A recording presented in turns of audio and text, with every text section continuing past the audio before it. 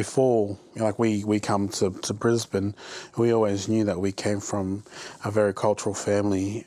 We always had that understanding, from our old man and, from his siblings and his parents, and also his uncles and aunties and his other grandparents. They instilled in us at a very young age that all of us, embrace sort of this cultural idea.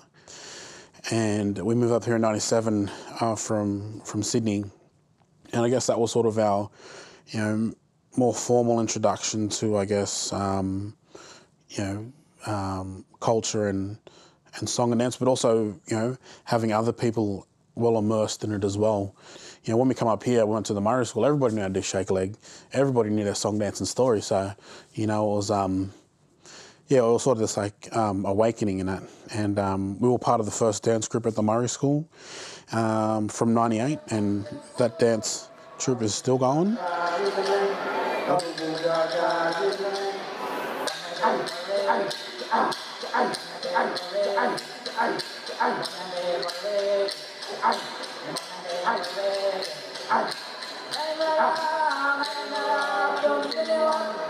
But Fred approached us and wanted us to be a part of the dancing, the cultural aspect of clancestry with the many other different dance troupes. We were the only New South Wales dance troupe invited or had that relationship built over many years of dancing here as well.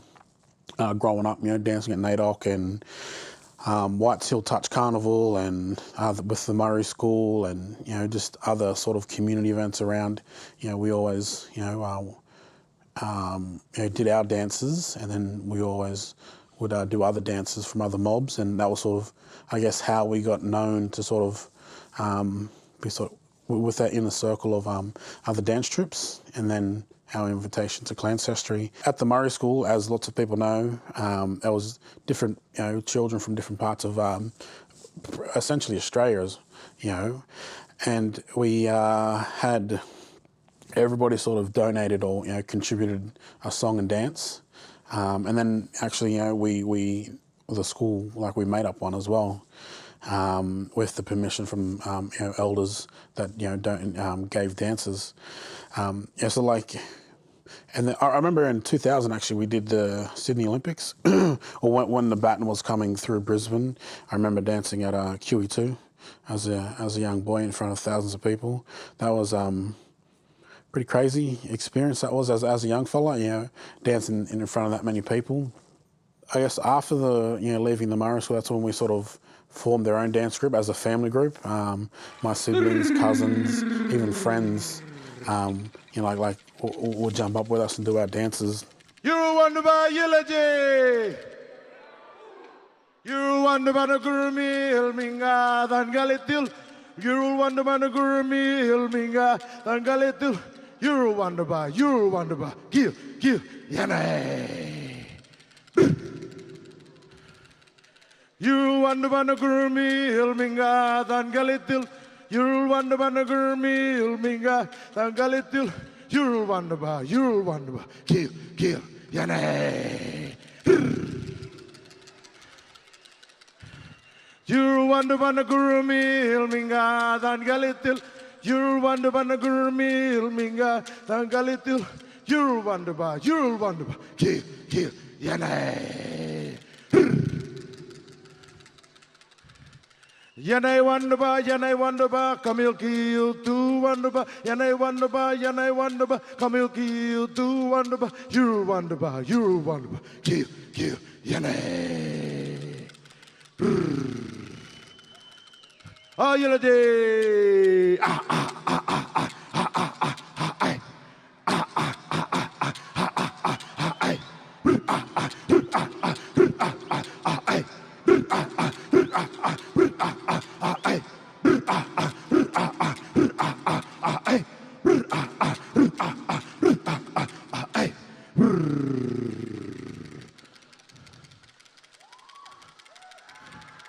Mal bola Yane.